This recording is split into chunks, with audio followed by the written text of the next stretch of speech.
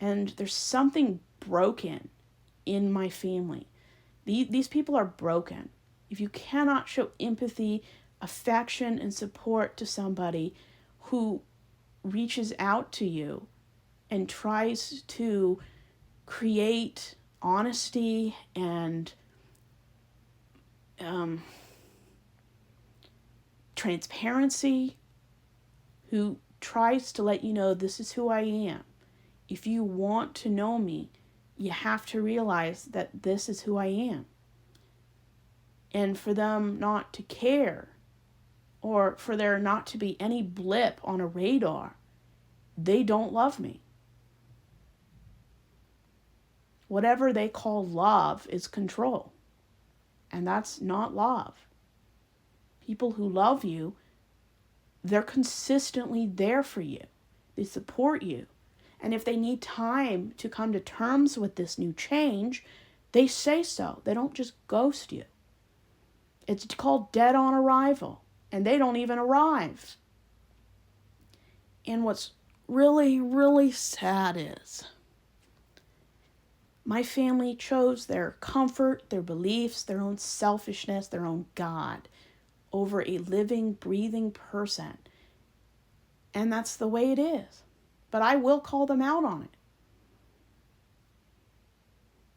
And I will tell them to their face, you can avoid the subject all you want. But just know that as long as you do, I have nothing but contempt for you. And that contempt is righteous. And I don't really care about them. I don't think I ever have.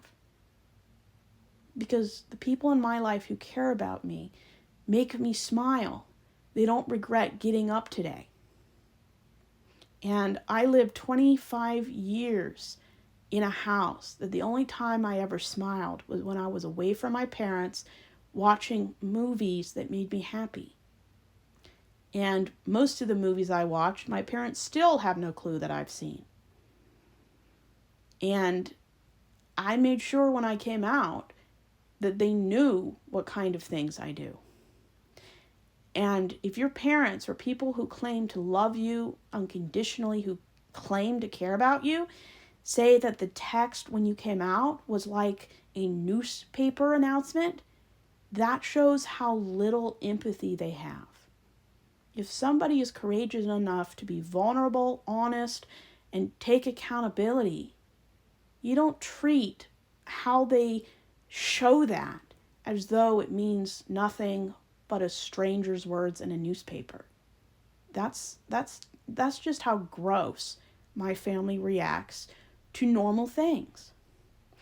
But if you've had any similar or different issues, even if it's not about coming out, even if it's just surviving a horrible religious or secular home, put your stories in the comments. I'd definitely love to hear them. Hopefully there won't be anybody who had the life I have, but I'm sure there's people who've had worse or better lives. But you don't need a family. I mean, in an ideal world, your family loves you. But for most people, love is conditional. And I no longer love my family because I don't get enough good from them to warrant emotional labor.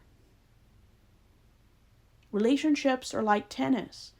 You have to hit the ball back to somebody. You have to consistently have your eyes in the game, looking at the other person and interacting with them. If you can't do that, and I'm the only one giving, that isn't a relationship. That's an ATM machine. And I feel like I'm the ATM machine. And people who care about you, their actions consistently match up with their words. If it doesn't, they're liars. They're hypocrites. And in my opinion, the worst people I've ever met are the lying, hypocritical, religious people. The nicest people I've ever met are atheists and liberals. And I've met over 5,000 people in the last year. And yeah, the nicest people are in the group I identify with. Atheists.